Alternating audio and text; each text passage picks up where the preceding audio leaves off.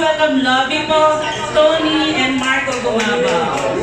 Pero kasi si Sir Ricky. Opo na po. Sir, kasama natin sila dun. Papasamahin natin si Direk at saka si Mr. Ricky Lee sa ating presidential chairs sa panel natin in front.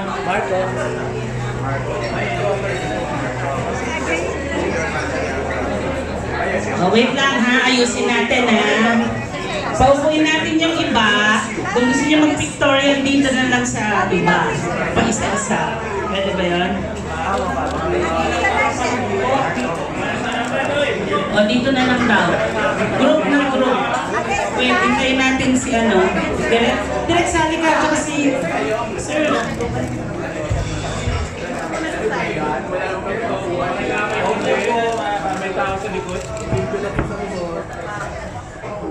Ayan, kasama si Direk at saka si Mr. Ricky Lee, of course. O, pictorial muna tayo. Ganito po, right, center, and then left. Para lahat sila merong angle na maganda. Left po, left. Right muna, right.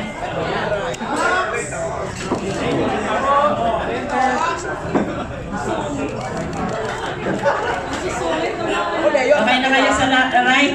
Center naman, center.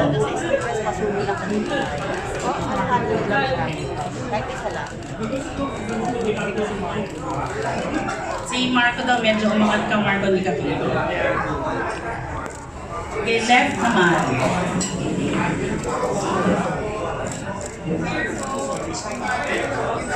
Marco, angat ka ng konti. Si Labi naman nawala. Ay, sorry. Ayan. Teka, ayan. Center. Direct. Center. Okay na tayo mga ate, kuya. So, pwede na tayo mupo.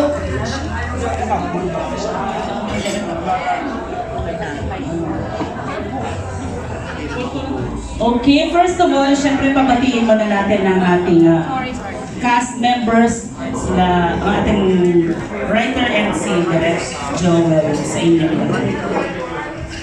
Let's start off with Mr. Ricky Lee. Welcome lang po. Salamat sa pagpunta niyo rito sa presscon na.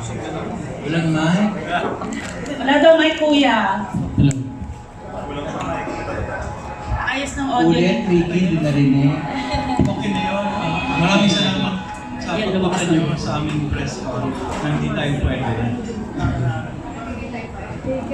Okay, Tony. Maraming salamat po sa inyong lahat. Thank you for joining us this evening, making time for us. Ayun po. Let's have a great evening. Na natin si Direk muna.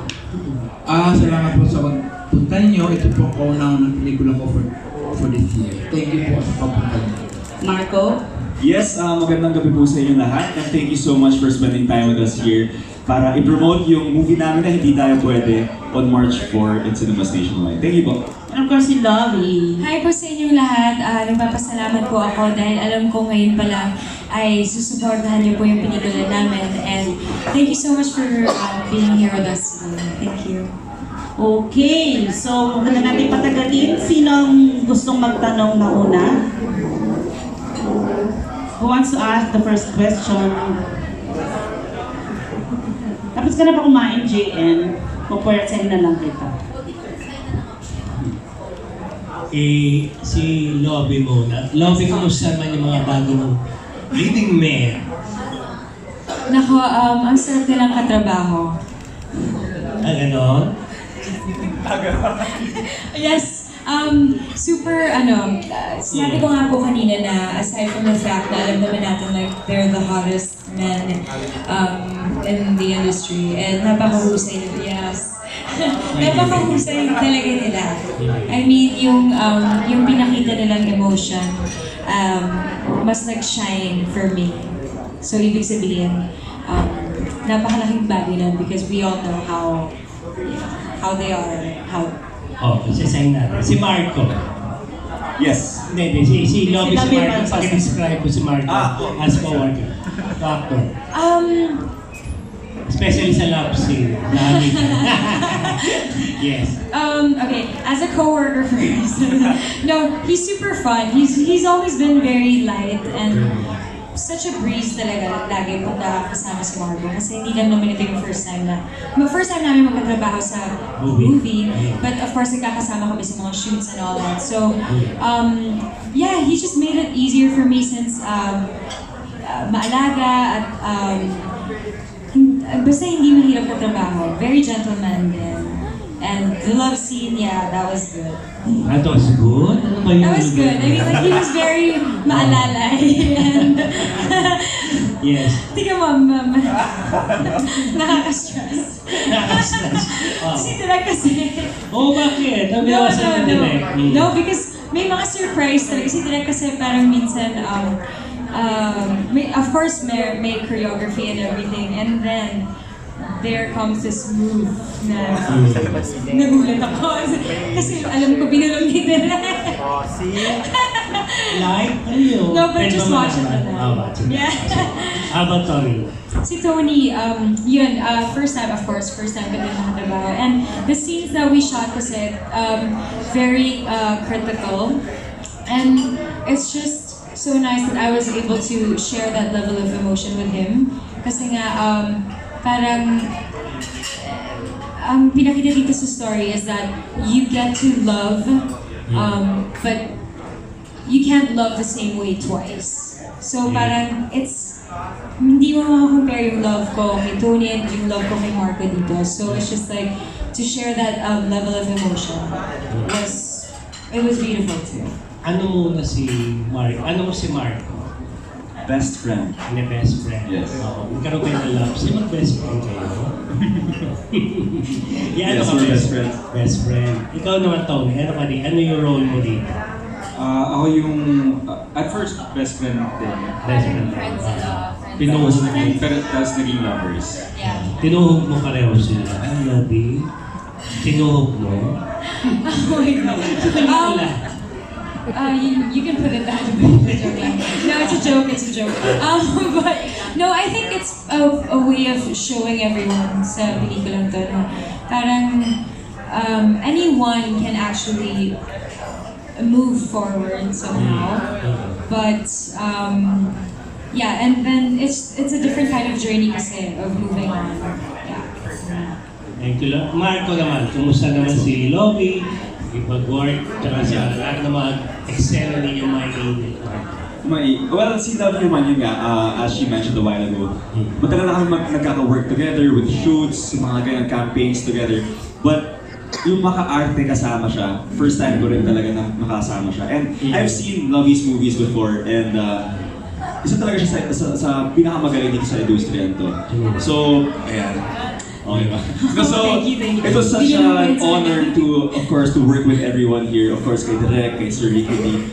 Lahat sobrang, it was an amazing experience. Every time na we were on set, hindi mo feel yung pressure because everyone's so, supportive with each other. And lahat kami nagtutulungan. So, yun yung na-appreciate ko dito sa set na to. Lahat kami, hindi namin nagdadamot yung knowledge sa isa't isa. So yeah, with Lovi and with Tony, although kami ni Tony, konti lang yung scenes namin together. But yeah, being on the set with Tony, syempre masaya rin. And it was also nice to get to know Tony more. Thank you, Tony. May gusto ko ba sabihin pa, dagdag sa sinabi ni Parang wala na. Reaction. Reaction mo sa sinabi ni Lovi and kumusta sa katrabaho ko? Ayun.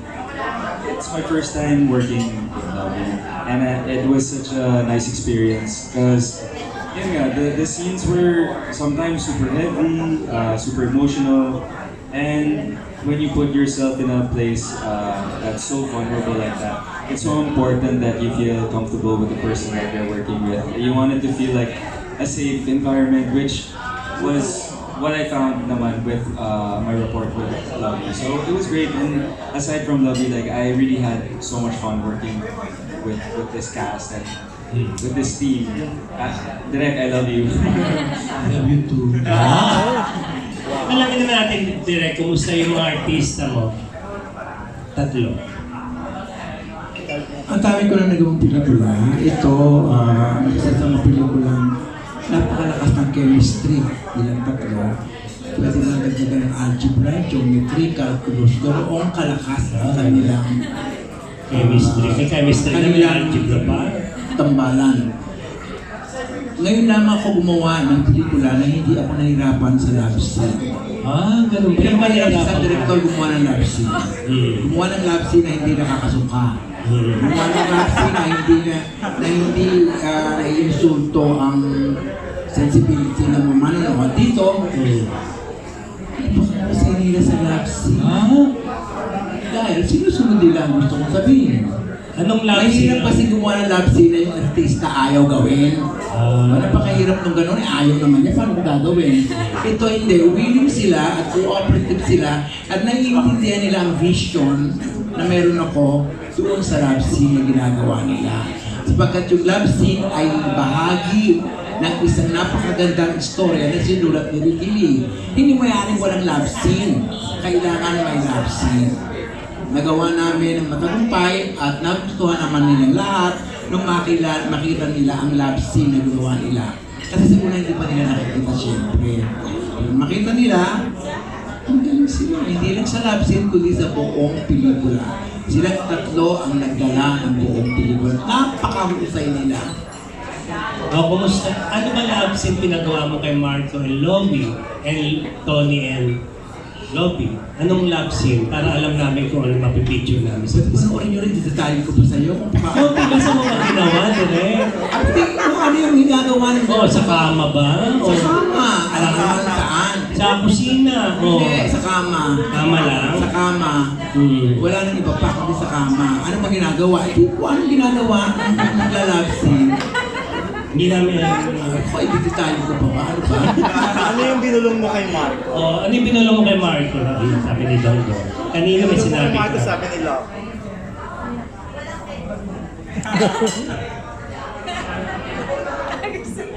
Oo. Huwag na natin sabihin. Ayun lang ako nakapirek. Huwag na. Ano mo yun? May mga sekreto ang isang Surprise na. Surprise na Hindi dapat nakapag- sabihin. Panoorin nyo na lang kung ano yung sinabi ko, yun na yun. Tingnan nyo lang doon. Nawala naman yung kaprangkahan mo, direct. Di ba kilala ka bilang prangka, di ba? Mamaya na lang tayo mag-usap. Oo, sasabihin ko sa'yo. Pero ngayon sasabihin pa kung ano binulong ko. Binulong ko nga para hindi ba rin. Ngayon ko na sasabihin para marinig ng lahat ng tao. Parang mali naman yun. Ano masasabi mo sa issue ngayon? Tigilan na natin yan. Pwede. Hindi tayo pwede po itong presscon na ito. Iba po. Iba naman ang sagot ko sa'yo. Wala yun. Biro lang, direct. Okay. Hindi naman naging hindi sumakat ang ulo mo sa tatlong yan. Ay, hindi. Wala. Mahusay sila talaga. Ex-man. Mahusay. Kasabihin ko naman kung hindi mahusay. Bakit? Kilala ka na. Ricky, anong bago rito sa Hindi Tayo Pwede compared sa mga nagawang kwento na ito? Ang ma-expect ng mga tao dito sa Dito parang pinapakita how far love can go, even beyond life, even beyond death. Parang walang katapusan yung pwedeng puntahan ng pag-ibig dito. And even if nawala na yung pag-ibig, hindi pa rin siya nawawala. Sa akin, that's something new. Bago rin, nakagawa na ako dati ng pelikula yung Haplos na may multo. Pero iba yun eh. Ito, iba eh. Ito sinasagat niya hanggang saan pwedeng makapunta ang mga tao. Tony, mahirap ba maging multo? Paano mo ginawa yung role? Character mo? Nakakatawa actually kasi pag nasa set kami, tapos dinidescribe ni Direk anong gagawin. Minsan hinahanap niya ako, sasabihin niya, nasan yung multo? Nasan na yung multo? Dito yung multo, yan yung gagawin ng multo. Parang, Direk, pwede bang Tony? Pero hindi naman siya mahirap. Yung mga CG effects, yun siguro yung dumadaan ako sa mga tao. Tapos I'll just pass through them. Siguro lengthy process lang siya. Yung mahirap siguro was the emotion. Kasi since multo nga ako, iba yung karga nung character ko, sobrang bigat, di ba? Kasi how will he compete with somebody who's living when he's not? Okay. Sabihin kita rin. Wala na. O sige, thank you. Good luck Thank you, June. Iyan. Thank you, June. Alam mo ah. Oo, Diyos ko dagdag ka ng daldal dyan. Iyan. Kumain ako. Sino pa ang sunod kay Junardo na matakit na po? Si Bix. Tamayo tayo po magtanong. Sino ang gusto Si mong Bix na. Bix Sino na si tanong ka Bix? dito. Si Bix, Ito. ayan. O Bix, o. Ikaw Tingnan ka ng mga fans. Go.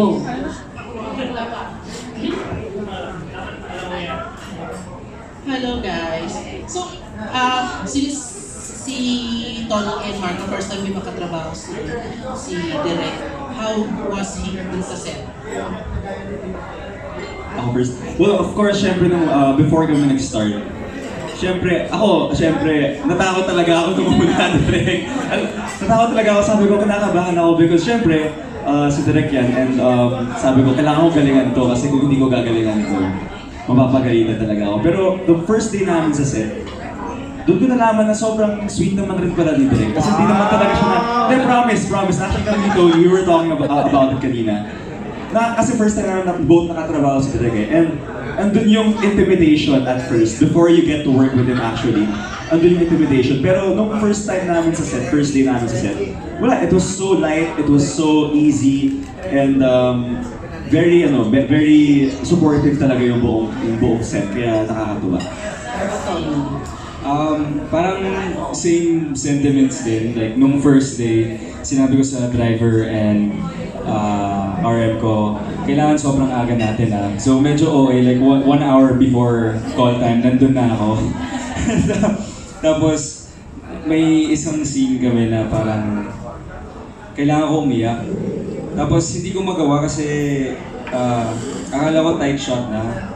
Tapos sabi nila pinapatawag daw ako ni Direk dun sa kwarto. Sabi ko, eto na, sasampalin na ako ni Direk. Sisigahan na ako ni Direk. Tapos sobrang bait ni Direk kasi lahat ng mga tanong ko, lahat ng mga concerns ko, he was guiding me. When I was confused, he was telling me, he was clarifying what the character was going through para mas maintindihan ko. And what I really like is, pag ginagawa mo yung best mo and you're trying your best to understand what Direk is saying, he's a very collaborative director. He will not make it, he didn't make me feel like I was stupid. So I tell everybody this who asks me, I honestly had such an enjoyable experience working with Direk. Hindi totoo ang chismis doon. Pero kumusta naman po sila, Direk? Kumusta naman po sila katrabaho? Sila Tony and Napakahusay. Magandang attitude sa trabaho nila.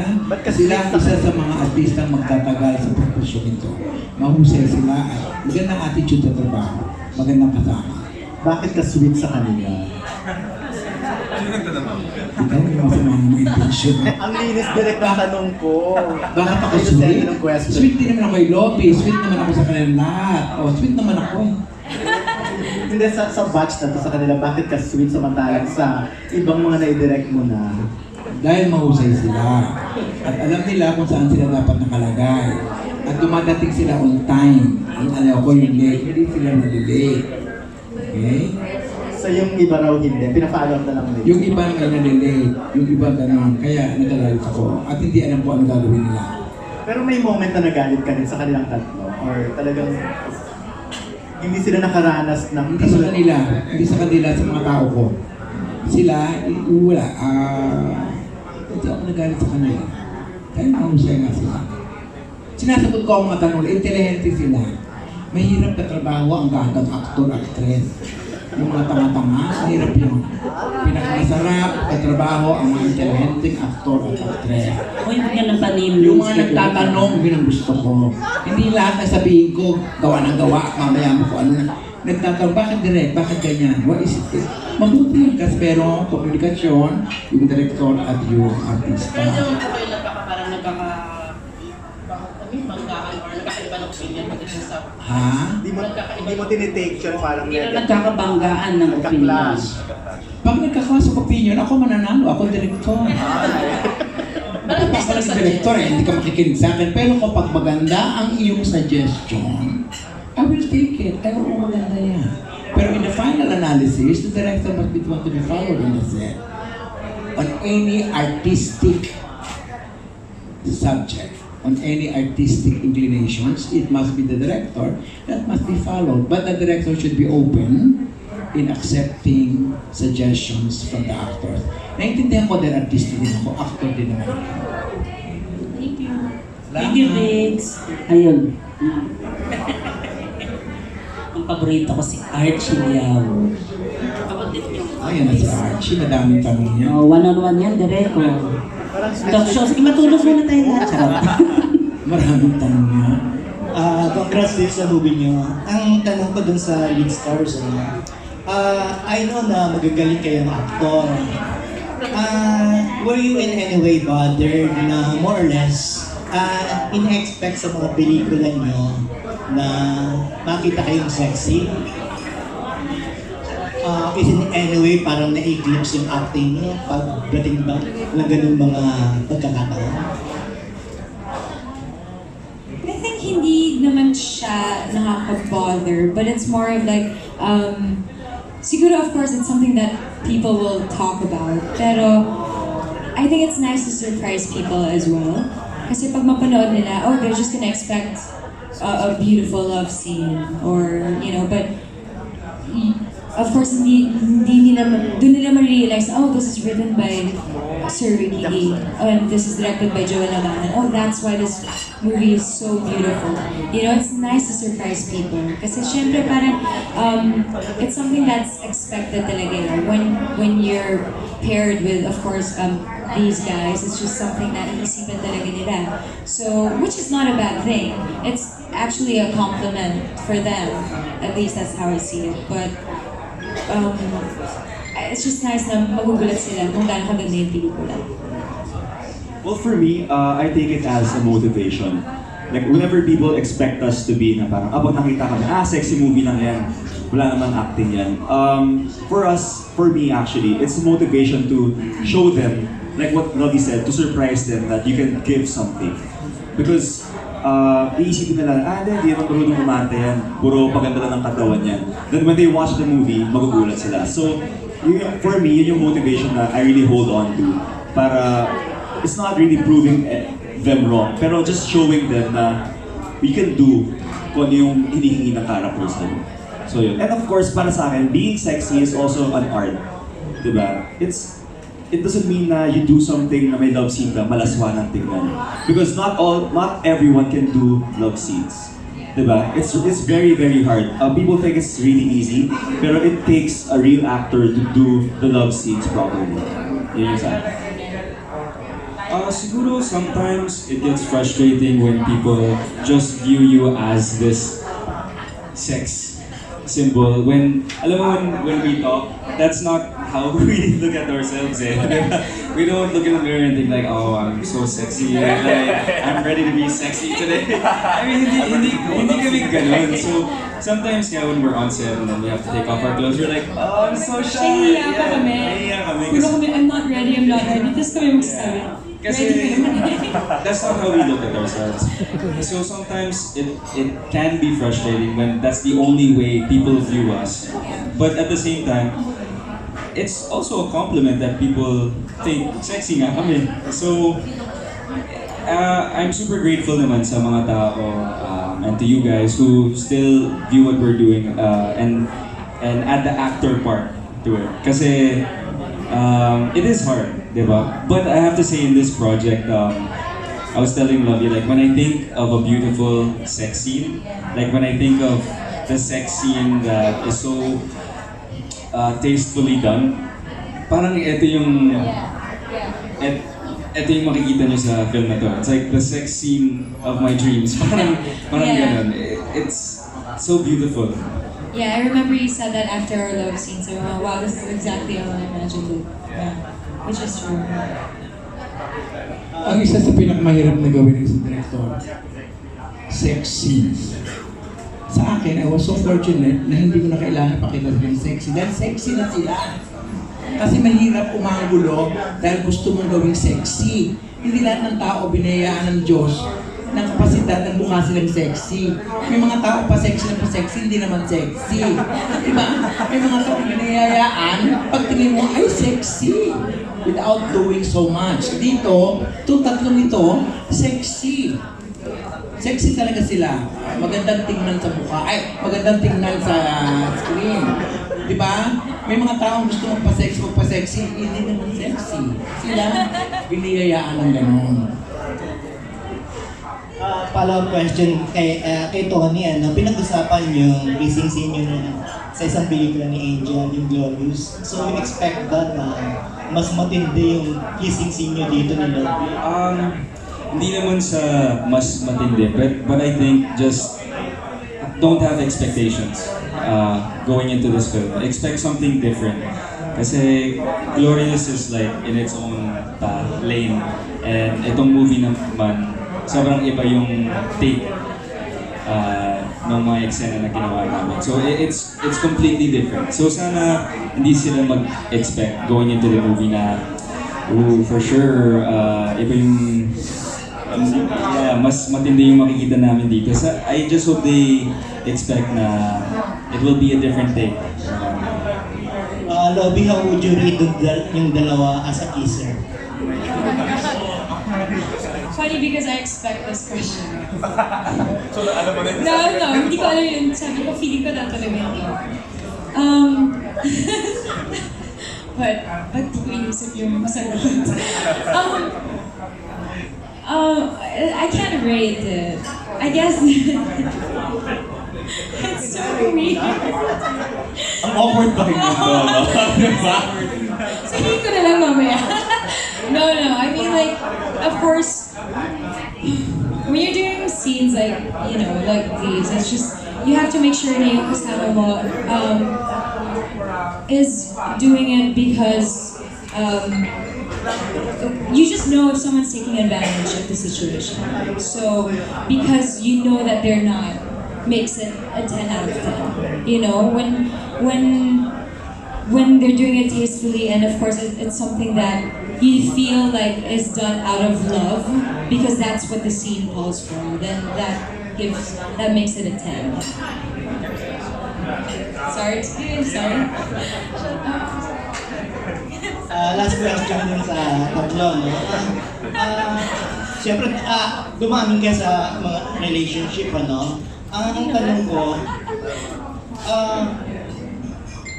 how long would you hold on a cling to a relationship to save it? Ulit? How long can you cling to a relationship? Tagalogin mo na lang. Hanggang kailan mo pwede na mag-hold sa isang relationship na para isalba ito? O kailan ano yung parang go signal sa'yo o na tama na, hindi na tayo pwede?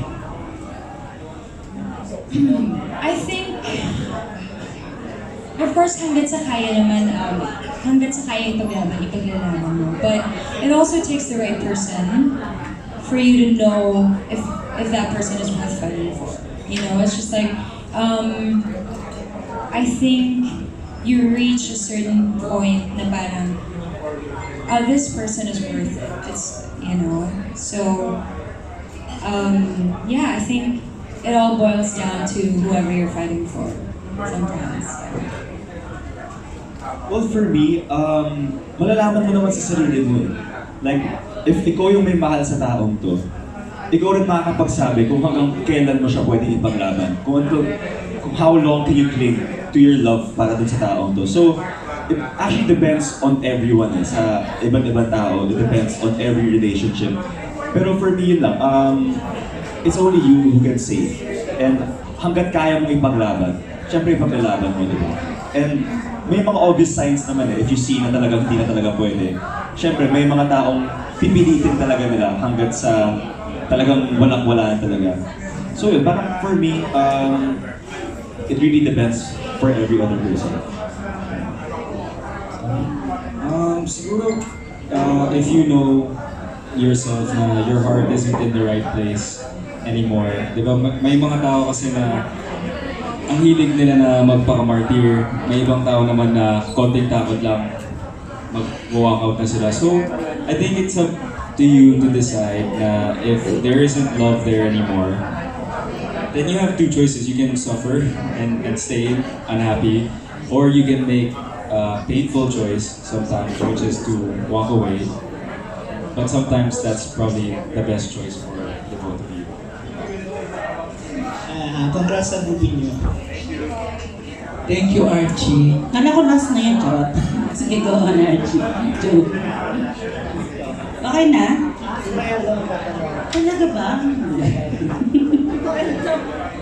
Si Ate Mercy. O sige, Ate Mercy, bago ka ako muna, ha? Tanungin ko lang yung tatlo. Sa personal ba, market ka sa pag-ibig? Sama na rin natin direct. Ay, siya! Sama, gusto mo sama na lang. Ayaw niya. Sige, hanggang kay direct lang tayo. Anong tanong? Kung martir kayo sa pag-ibig in real life. Na-mention ni Tony yung salitang martir kanina. Hindi, sinabi ko yun kasi ako yung type na hindi martyr sa pag-ibig. Kasi yun yung tinuro ng mommy ko sa akin. Kasi nakikita ko siya and she always teaches me na parang at the end of the day, you have to look out for yourself. And it's hard as an artist, parang kung ikaw yung martyr, parang ang hirap naman i-balance yung career mo tapos martyr ka din sa pag-ibig. Excuse me po. Nagpe-presto po dito sa harap. Sorry po. Thank you. O, go on. So ayun, what I notice, especially in our line of work, we will always pick our career first. Unfortunately, that's not always a good thing, pero it is what it is. Okay, si Marco. Ako for me, Hanggang kay direct yung sasagot. Si Marco muna. okay. Ako for me, it's more on being in the middle. Kaya ko maging martyr, pero kaya ko rin maging hindi. It really, para sa akin, depende sa kung worth it ba talaga yung taong to, worth it ba to risk everything for this person. Kasi may mga tao na worth it pero may mga taong hindi rin. So, doon siya nagiging depende. So, kung nakikita ko na sobrang worth it yung babaeng to, magpapaka-martyr ako ng sobra. Paano ba nag-engage siya pag hindi worth it? Kasi lagi natin naririnig, you're worth it. Well, ikaw lang makakapagsabi nun, of course. Yung feelings mo for that person.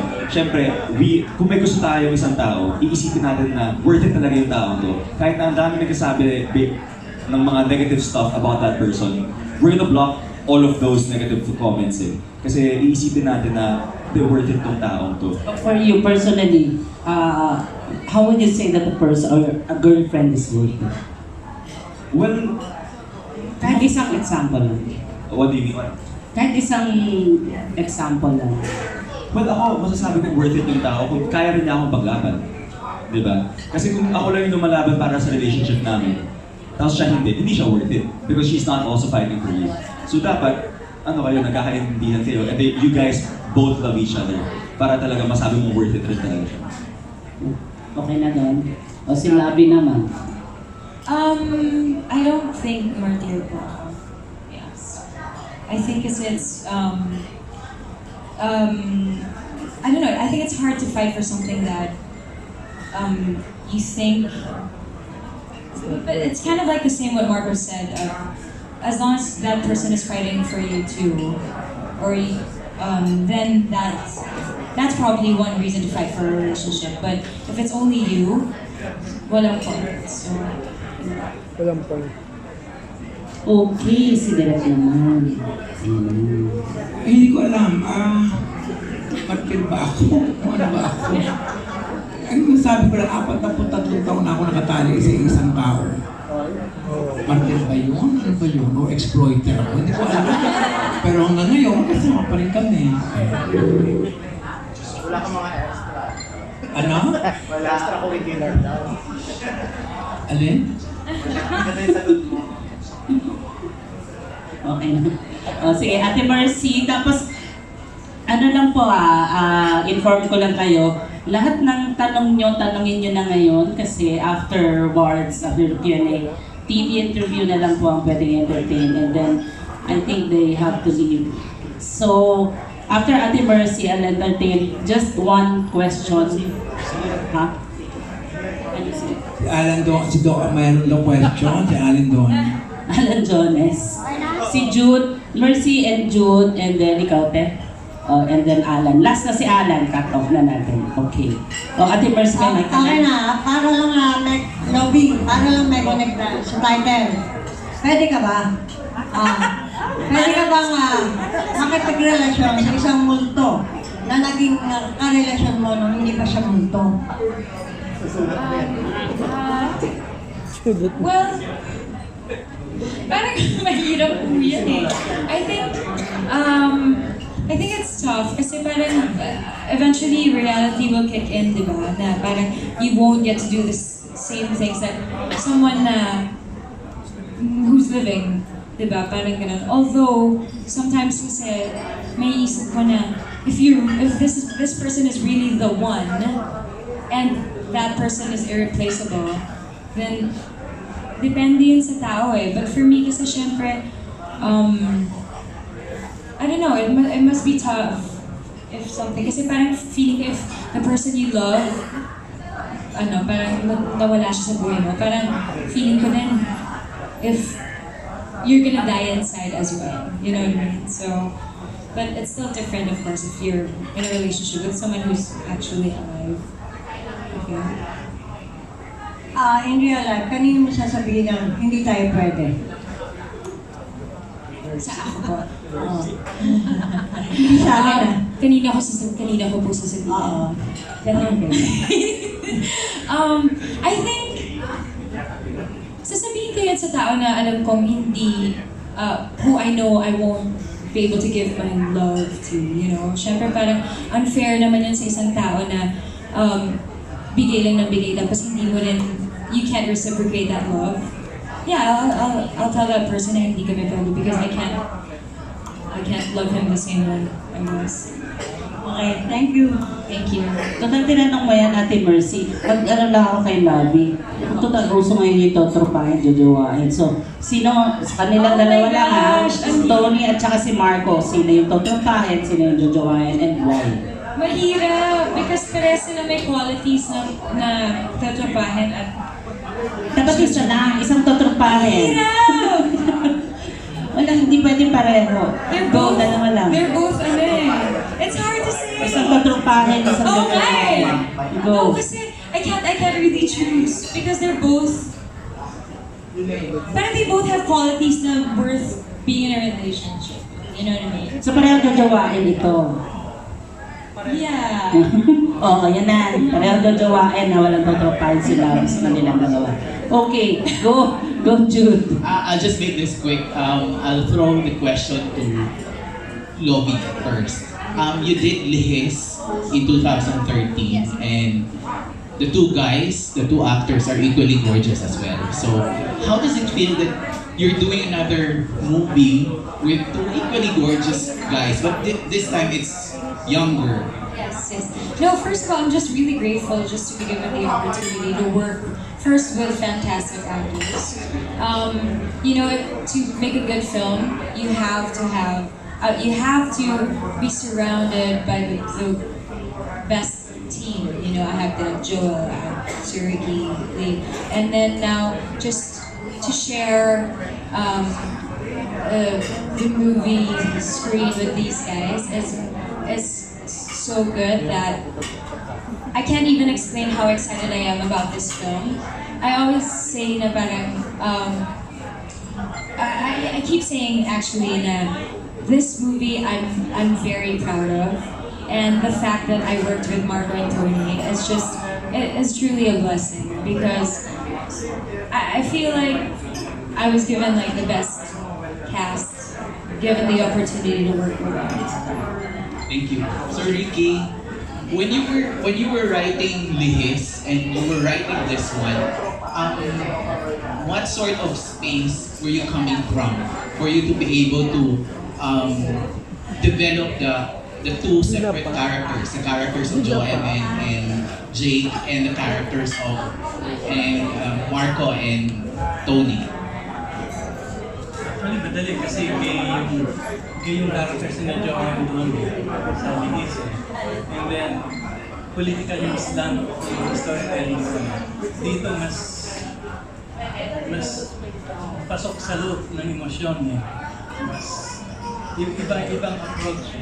So you mean mas intense tong dalawang guys na compared to dun sa dalawa?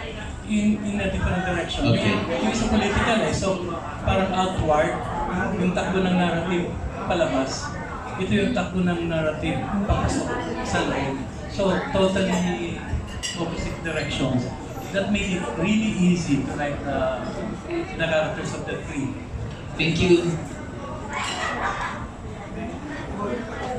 Okay na, Jude. Okay, last question natin, Alan Jones. Tapos after Alan, ipi-play lang natin yung trailer bago tayo mag-TV interview. At Victoria muna yung TV interview. Ito na lang. Hey, Lavi girl. Lavi, naalala ko nung surprise birthday. Kabilin-bilinan mo sa amin na wag i-reveal na multo si Tony sa movie. Tapos nung paglabas ng trailer, multo naman talaga siya. Doon talaga yung ano to? Sabi mo spoiler. I don't know because Nagulat ka rin? I was I didn't expect it lang po siguro. I mean, of course, everyone would know what's best anyway. I mean, there's more to the movie than sa pinakita nila sa trailer. I mean, I guess it's somehow giving them a taste of what they'll be able to see, but hindi pinakita doon kung ano talaga yung totoong twist ng story. Si Direk ba nagulat? Direk, ikaw nagulat nung nakita mo yung trailer na may mga multo. May multo doon si Tony. Oo, dahil may instruction sa amin yung Pilipino ang multo. Ayun. Pero pagdating sa marketing, hindi naman kami ang susunod. Marketer, mga taong nagmamarket, ang pelikula, ang nag-design, na ipakita na yung kabuuan ng may multo at respeto ko rin. Okay. Tapos, dun sa trailer na napanood ko, ang jowa mo, Lavi, si Tony, di ba? Pero si Mark, nung naging jowa mo na si Marco, kayong may mainit na yung facing scene ninyo, bongga yung laplapan at may dila involved. May patang. O, kamusta yung ganong, yun, bilin mo yun, Direk? Sabi mo talaga dapat may tang? Yung dalawa may tang, hindi lang doon sa isa. Ay, pareho? Hindi mo nakita yung isa, meron din yun. Sorry, wala sa trailer yung isa. Ay, hindi nga nilagay kasi kung magsawa na kayo. Oo, kaya nga. Isa lang nilagay. Yes, yung isa lang nilagay. Kapag ako ba nahali ka sa totoong buhay, wala bang tang? Hindi lahat may tang, Direk, Ewan ko, ako kasi may tang. Oo nga.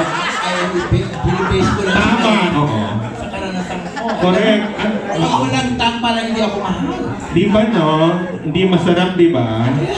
So, normal lang naman yun. Oo. Panahon na para may pakita naman ang mga bagay na pwede naman natin ipakita. Tama! Na wala namang nakakaya. Oo. Na hindi naman malaswa. Oo nga. Ano naman kung... Yun naman ang totoo, di ba, Direk? May mga taos bang walang tang? Baka nga meron. Charot. Oo, si Labi tanong masagutin natin. Labi, hindi mo naman first time na may kissing with tang, no? Tapos, kamusta si Marco sa ganong klaseng halika? Bakit ako talaga? Sige. Sige, Marco muna, tapos Tony after. No, kasi po si Direk talaga, kailangan realistic yung eksena. And when it comes to acting, if you're gonna hold back, di ba parang when it comes to acting, holding back is not an option for me. So it's like, if you're willing to give your heart and soul sa isang eksena, sa isang pelikula, then why not? Kasi kung nag-hold back ka, mag-hold back din yung partner mo. So parang, we don't want that kind of feeling. And we want it to be realistic as much as possible. And of course, I mean, Direct Joel deserves like nothing but the real thing. Ang instruction ko sa kanila, you have to do it correctly. Or paulit-ulit yung gagawin. Totoo po. Natakot sila. So they did it correctly as a first take. Lahat yun first take. Hindi pwedeng paulit-ulit. Mas mahirap yung paulit-ulit. Dahil hindi tama sa masarap din yung paulit-ulit din Charot. Oh. Ay, hindi sa akin. Tapos Labi, kasi yung pag mas intimate talaga yung may tangi, di ba? So ikaw, kamusta yung gano'n? Tapos si Marco yung ka-eksena mo. Kamusta siya? Siya muna, Siya yung napanood ko eh. Wala na. Well, it was nice. Because, again, you felt like it was done out of love. Because nga, parang, it's yung eksena namin ni Marco is that medyo may matagal na tension between us na eventually na-realize nila na, wow, I didn't know that I could kiss this person this way and he kisses me this way. I didn't know that I'm able to love my best friend this way. Oo nga, di ba? Si Tony naman. Si Tony sanay talaga sa mga dilaan na umaatikabong halikan. Kamusta siya? Naramdaman mo ba yung expertise niya? Labi, ikaw Labi. Kasi Labi muna. It's so hard. Hindi kasi alin ang hard? Okay. No, yun nga, because like what I said earlier po, na parang you can love different people, but you can't love the same way twice. So makikita mo yung iba yung level ng pagmamahal ko with Dennis at kay Gabriel. So parang that's why iba yung take ng love scene namin ni Marco, iba yung take ng love scene namin. So, Paki-differentiate mo nga, Labi, paano ang love scene with Tony, na sabi mo iba yung kind of love ninyo, iba rin yung with Marco, paano may di-differentiate? Let's say sa music, when it comes to music, yung sa amin ni Tony was very slow and romantic. Slow and romantic. Kasi nga parang, it was just like, we knew that we were in love. Parang right then and there, nung nag-meet kami, parang I love this person. Parang gano'n. Tapos yung sa amin ni Marco let's Fast and wild? Gano'n ba? It's more, I don't know. It's so hard but siguro, it wasn't, siguro mas, the rhythm was a bit more upbeat. Yeah. Kasi nga, hindi namin ina-expect na ganito pala yung nararamdaman namin para sa isa't isa. May pagka-wild kayo, kaysa yung kay Hindi naman siya wild. May dalawang kanta sa dalawang na yan. May kanta talaga, Yung doon sa multo, never ever say goodbye. Doon kay Marco Gumabao, hindi tayo pwede. So may ibang rhythm. Yun ang pinafollow rhythm nung kanilang love scene. May patinsong ang mga love scene. Yes! Okay, tanongin natin yung guys. Ikaw, Marco, yun nga, sabi ko sanay ka na sa mga diba, yung tang-to-tang kissing. Kamusta naman with doing it with Labi? Well, at first, syempre, si Tony pala, sorry. Si Tony yung sanay, hindi pala ikaw, Marco, sorry. Okay. Oo, mamaya ka na. So, si Tony muna na. Oo, okay. Sorry. Si Tony yung expert. Expert! Parang nililis. Ay, hindi ba? Sabi sa Glorious bongga-bongga mo dun, Thanks. Ikaw yung ikaw yung, alam mo yun? Hindi, di ba yun naman minsan yung parang, since nakita nila na ganun kagrabe yung kissing scene, parang lagi nila ini-expect. Tapos minsan kinakabahan din ako na parang, shucks, kailangan sobrang ganda nitong kissing scene na to, otherwise, nandito na yung expectation nila di ba? So, pero wala, it's so, I don't even remember ours as Kung may tang? Ikaw nga maalala Ikaw ba naalala mo, Navi girl? Kung may tang? Kasi yung inyo ni Marco may ebidensya. Nakita ko sa trailer. Panoorin niyo po. It's different. Iba yung kiss namin. Tony, what made you say kanina na ito yung iyong parang love scene of your dreams, sabi mo? Kasi,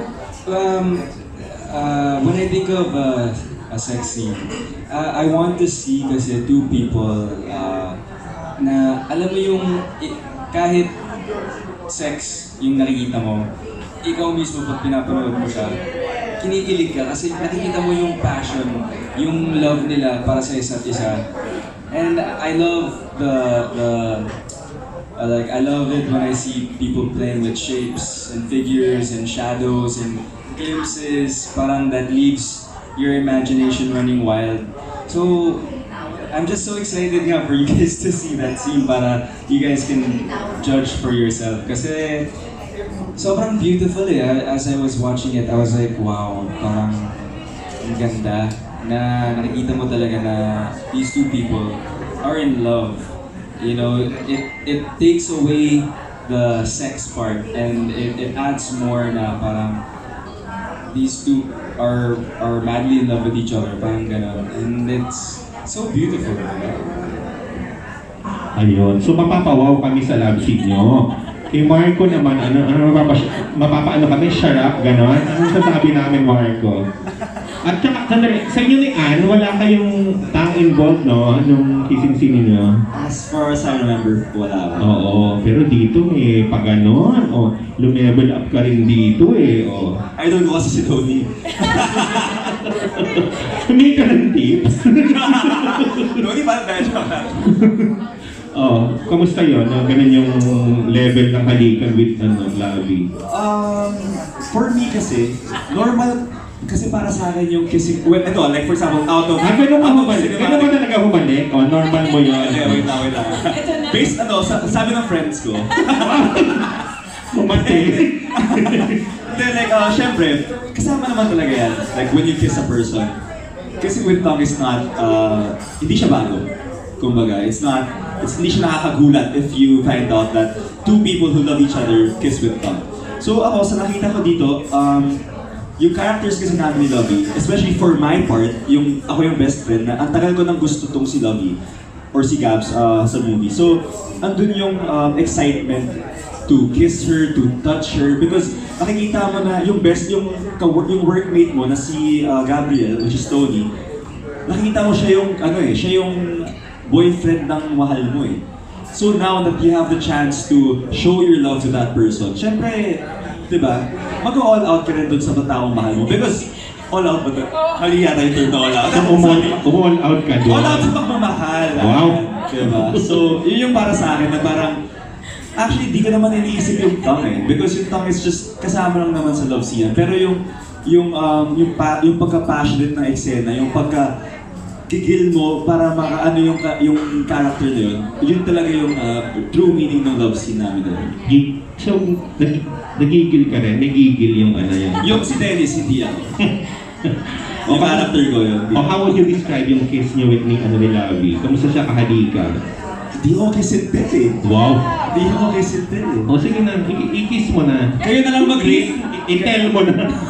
Kayo na lang mag-rate after nyo mapanood yung movie. Okay, kay Lovi na lang last. Sabi mo kasi, Lovi girl, pwede silang jojowain, no, if ever. Ano na lang, kung pwede ka ngayon na magka-jowa, hindi ka, attached to anyone, ano yung mga qualities sa tingin mo ng dalawa na meron sila na pwede silang maging ka-jowa-jowa? I think just how respectful they are. Hindi lang sa akin, kundi sa mga katrabaho na kasama namin sa set.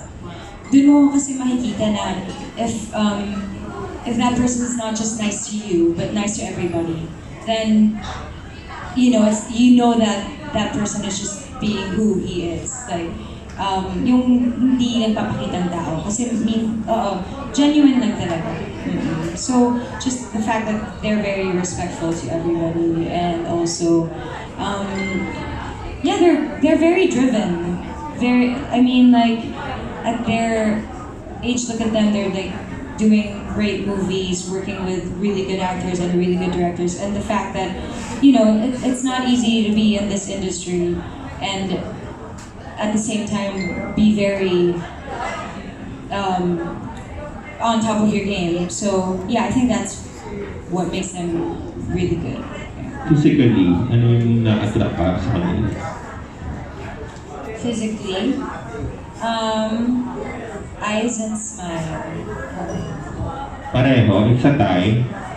Yeah, pareho. Because it's like, I think that's the first Walang nakalabang sa abs or sa mga pamasel? Wala, kasi parang na yun eh. Parang that's just like, that's just a plus, Abs is not really hindi naman siya parang requirement. It's just that they have it, so why not?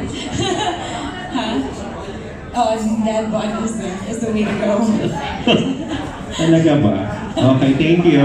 Congrats. Thank you, Tayo with that. Okay. Okay na tayo. Manood muna tayong trailer bago ko pag thank you.